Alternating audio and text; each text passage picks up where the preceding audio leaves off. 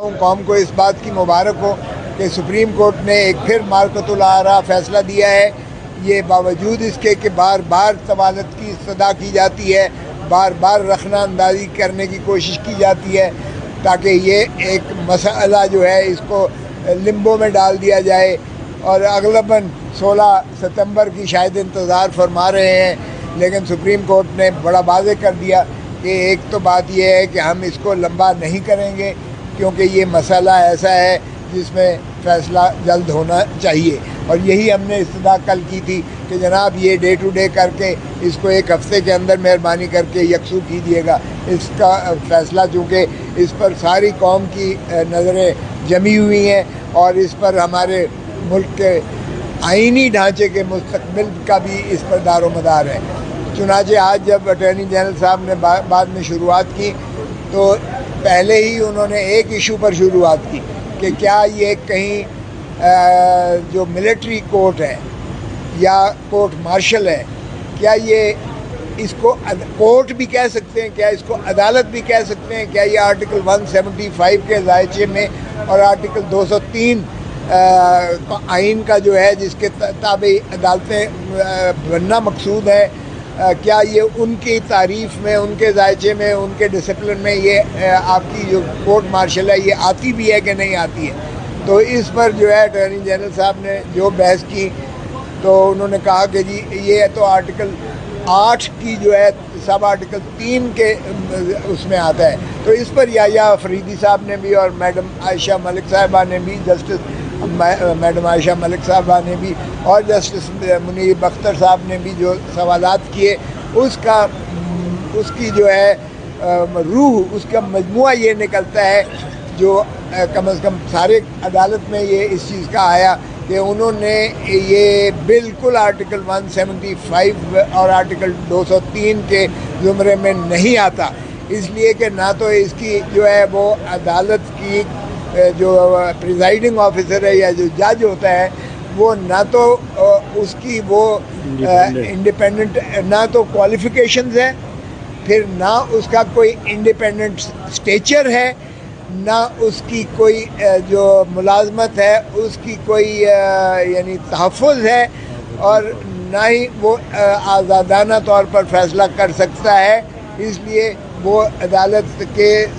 تعریف میں ہی نہیں آتا جو آرٹیکل 175 اور آرٹیکل 203 سپروائزری جورسڈکشن ہے. یہ نہ عدالت عالیہ میں اس کی کوئی اپیل ہے، نہ عدالت عظمیٰ میں اس کا کوئی آگے پٹیشن ہوتی ہے. سو اس کا نہ کنٹرول ہے نہ عدالت عالیہ کے، نہ اس کا کمانڈ اور کنٹرول، دونوں چیزیں سپروائزری جورسڈکشن عدالت عالیہ کی تحویل میں کورٹ مارشل یا ملٹری کورٹ کی نہیں آتی ہے. تو بنیادی چیز جو ہے ہمارا یہی تھا کہ ایک تو تفتیشی عمل جو ہے عنصر جو ہے وہ شفاف اور آرٹیکل 10A کے مطابق ڈیو پروسیس آف لاء کا ہونا چاہیے، اور یہ تو تفتیش سے ہی جب آپ اس کو ملزم کو اٹھا لیتے ہیں تو پھر اس کا کوئی پتہ نہیں ہے کہ اس کے ساتھ کیا ہو رہا ہے، اس کو کہاں رکھا جا رہا ہے، اس کے ساتھ کیا سلوک کیا جا رہا ہے، اس کو کیا بنیادی حقوق میسر ہیں یا نہیں ہے، اس کے کنفیشنل سٹیٹمنٹ ریکارڈ کیے جا رہے ہیں، کس طرح ہو رہا ہے، کون کر رہا ہے، اس کو کس جگہ پر لے جا کر کیا جا رہا ہے. نہ اس کو کوئی وکیل کی دسترس ہوتی ہے، نہ وہ اپنی کسی فیملی ممبر سے مل سکتا ہے. تو ڈیو پروسیس تو یہیں پر ہی منہدم ہو گیا، اور ڈیو پروسیس یہ بنیادی حق ہے جس پر کوئی قانون جو ہے اس کو سلب نہیں کر سکتا ہے. اس میں آئینی ترمیم کریں تو بھلے اور بات ہے، لیکن قانون کوئی بھی اس کو ٹیک اوے نہیں کر سکتا ہے. تو پہلی بات ہماری یہی تھی، اور اس کا کوئی جواب دوسری جانب سے نہیں آیا اٹارنی جنرل سے. اور اسی طرح عدالت کی تعریف میں نہ اس کی سپروائزری جورسڈکشن ہے، نہ اس کا کنٹرول اینڈ کمانڈ جو ہے ہائی کورٹ کے پاس ہے کورٹ مارشل کا، بلکہ ان کی اپنی ہائرارکی میں. تو پہلے دن سے ہی ہمارا یہ موقف تھا کہ جناب جب کور کمانڈرز جب یک زبان ہو کر فرماتے ہیں ان امپیچبل ایویڈنس ارریفیوٹیبل ہے، اور جب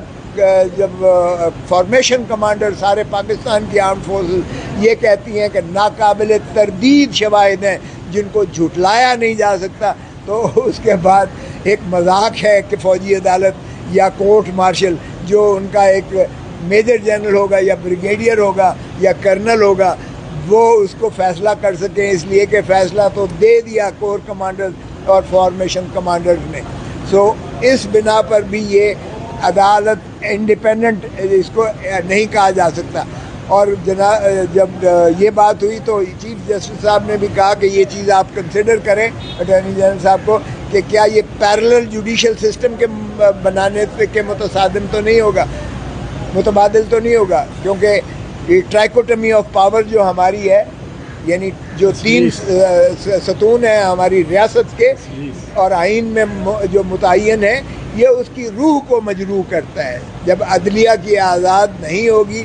انصاف جو ہے عدلیہ یعنی انڈیپینڈنٹ جوڈیشری یا انڈیپینڈنٹ کورٹ یا انڈیپینڈنٹ جو ہے کورٹ مارشل یا انڈیپینڈنٹ جو ہے ملٹری کورٹ نہیں فراہم کرے گی، تو ظاہر ہے یہ ٹرائکوٹمی آف پاور کے اور ڈھانچے کو، روح کو آئین کی مجروح کرے گا. سو آج جو ہے اٹارنی جنرل صاحب نے پھر دوبارہ کہنے کی کوشش کی کہ جناب میں ایڈجوٹنٹ جنرل جو سب سے اوپر ہوتا ہے اس سے میں کوشش کر رہا ہوں کہ یہ جو ہے اپیل کی اس میں گنجائش کے بات پر اپیل ہائی کورٹ میں ہونی چاہیے اور پھر سپریم کورٹ میں اوپر پٹیشن آئے گی. تو یہ اس طرح سے ان کے کچھ ہماری جانب دیکھ کر ان کے کچھ تحفظات دور ہو جائیں گے. تو چیف جسٹس نے اور انہوں نے کہا کہ جی پہلے جو آرمی ایکٹ میں ترامیم ہوئی ہیں وہ ترامیم پہلے سے ہی جاری و ساری تھی، اس لیے میں اس میں شامل نہیں تھا اٹارنی جنرل تھے. تو جسٹس مظاہر علی اکبر نقوی صاحب نے کہا کہ آپ پھر اس کا مطلب اسٹیٹمنٹ دے رہے ہیں، آپ تسلیم کر رہے ہیں کہ اٹارنی جنرل کو اس قانون سازی میں وہ اس کی مشاورت شامل نہیں ہے. تو انہوں نے کہا جی میں حقیقت بتا رہا ہوں، ایک فیکٹ بتا رہا ہوں. تو اس سے بھی عیاں ہو گیا کہ اس حکومت نے یہ جو قانون سازی کر رہی ہے اس میں جو پرنسپل لا آفیسر ہے ان کا اس کی شمولیت، شراکت یا اس کی مشاورت کو جو ہے وہ اس قابل نہیں سمجھا جائے گا، ان کو شامل کیا جائے. اور آپ نے دیکھا کہ جس طریقے سے اس ملک میں قانون سازی ہو رہی ہے. علمان بار کیف کل کے لیے اب انہوں نے رکھا ہے اور انشاءاللہ ڈے ٹو ڈے ہو کر ہمیں توقع ہے اور یقین ہے انشاءاللہ کہ اسی ہفتے میں انشاءاللہ فیصلہ آئے گا اور قوم جو ہے ایک خوشخبری اس کو میسر آئے گی. کل سارے تمام فریقین کی بحث تمیز سننے کے بعد